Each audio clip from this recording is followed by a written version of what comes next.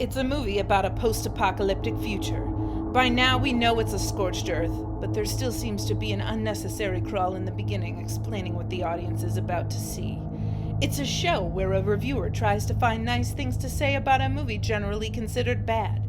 Sort of like Cinema Wins, but this creator hadn't seen that before she started, so she went with it anyway.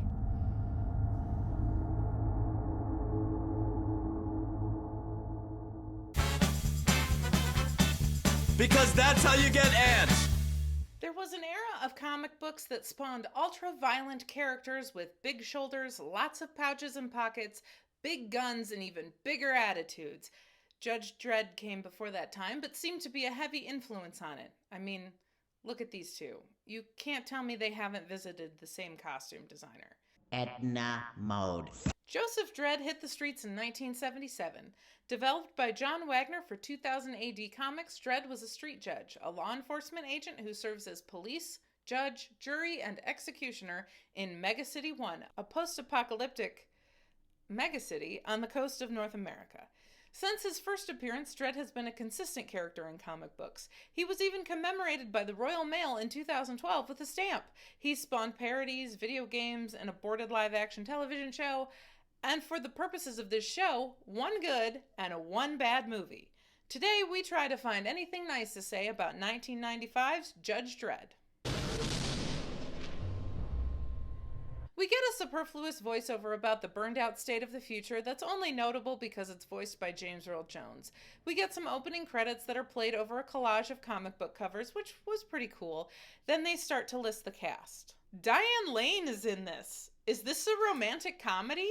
And Rob Schneider? Isn't he just the you can do it guy from every Adam Sandler movie? What is going on?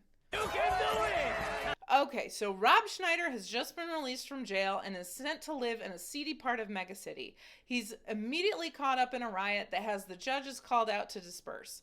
There's this food robot rolling around that advertises recycled food, saying it's good for the environment and okay for you. Well, look at this. We got jokes. There's a big Coors logo on top, and honestly, I can't think of a better product placement for a post-apocalyptic future. Things go south and Dredd shows up. The criminals are terrified, the other judges are thrilled. The tide has turned. What a sight he is to behold. Shoulder pads, pouches, codpiece. I demand we bring back the codpiece. I started wondering if this movie was intentionally cheesy, and the only conclusion I came to was, maybe? There's an over-the-topness to 90s sci-fi movies that I miss. Everything's gotten so dark and gritty, claiming realness as if it was all the bright colors that made Batman so unbelievable.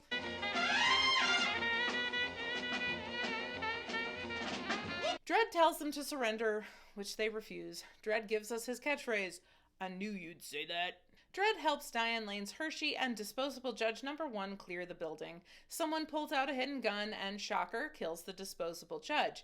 Dredd executes him for his crime of killing a judge. Rob Schneider hid inside that food dispensing robot. Dredd sniffs him out and it's back to prison he goes. At the judge training facility, he takes off all his weird, bulky clothes, and it's kind of funny that Sylvester Stallone is more intimidating without the shoulder pads. We cut to the Aspen prison. The warden has come to visit Rico, a former judge now in prison. He's at the end of a bridge suspended above nothing. The warden has to deactivate some miniguns with voice recognition. This movie is quite educational, as we learn the most important thing about your voice-activated defense system is don't get shot in the throat. So the warden is gunned down by his own machines and Rico escapes. He heads to Megacity, gets his old judge gear, including his special gun. He also gets a kick-ass robot. What happened to hulking robots? That's another thing 90s sci-fi movies did. A reporter is murdered in his home by a judge and it's pinned on Dredd. I mean, there really aren't any investigations. The bullets are coated with his DNA and there's surveillance footage, but as we all know in Megacity, motive doesn't matter. I mean, he's your best judge out there and he commits a murder on camera with his own gun that has his bullets coated with his DNA. Either he was framed or he wanted to get caught. There's really no in-between to think he'd be that sloppy. He's convicted, ends up sitting next to Rob Schneider on the prison transport, which is shot down in the wasteland by hillbilly cannibals because there are always hillbilly cannibals. Dredd escapes and kills them, except one is still alive, but surprise! The judges show up to finish Dredd off. But then surprise on that surprise, because Dredd's former mentor was out to wander the desert and showed up in the nick of time. But surprise on that surprise, because one of the hillbillies was still alive and stabs Dredd's mentor. Back at Mega City, Hershey is trying to find the evidence to exonerate Dredd and discovers that his baby photo is fake.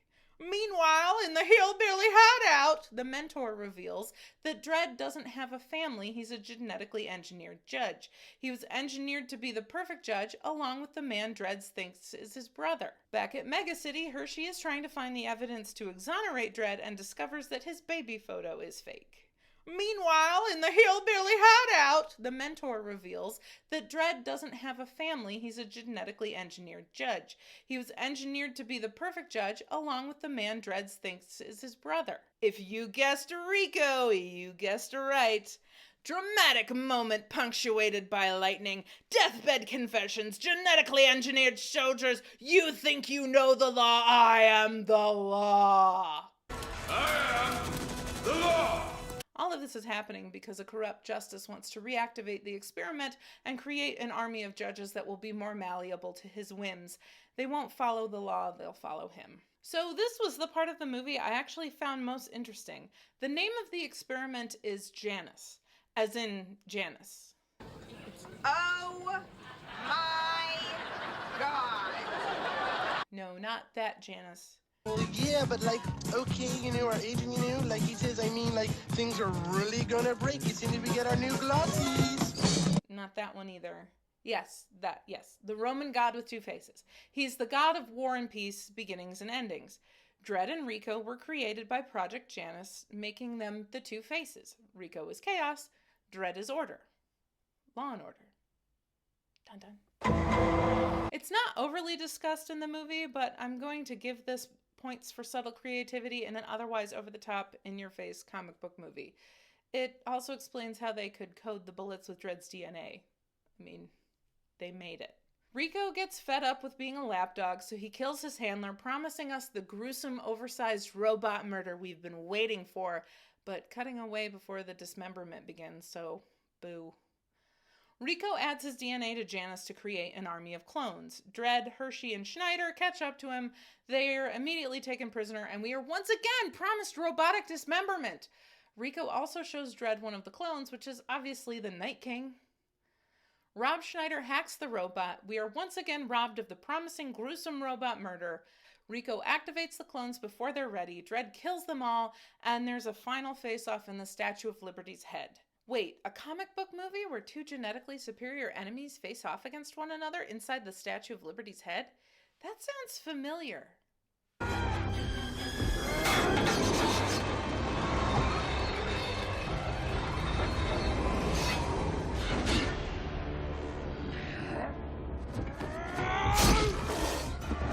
Oh, I guess Storm steals thunder too. Rico runs out of bullets. Dredd gets his last scathing one-liner and tosses Rico to his death. A bit of cleanup exposition tells us that all the Janus stuff was broadcast, so now everyone knows that Dredd was innocent. He's offered the position of Chief Justice. He refuses, gets a big ol' kiss from Diane Lane, and goes back to work. Well, nothing was accomplished. The system is just as corrupt as it was when we started all this, but I guess that's okay. I mean, it's a happy ending for Dredd, even if the city is now down half of their judges and are operating with no ruling judiciary.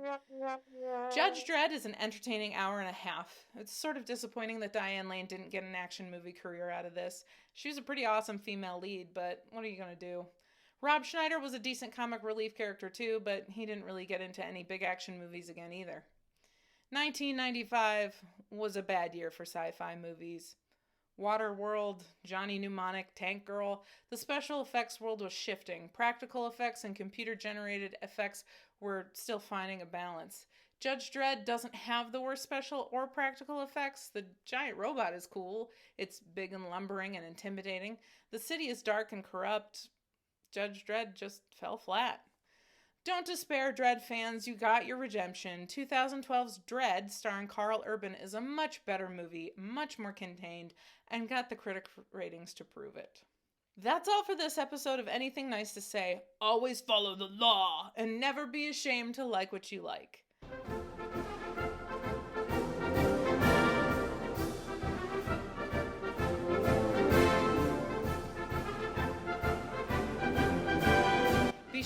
like, share, and subscribe. Head over to Patreon to subscribe for exclusive content, early releases, and to get your name in the credits. My book, Live Like Legends, is available now wherever books are sold. If you have a movie about which you would like me to find anything nice to say, drop it in the comments below.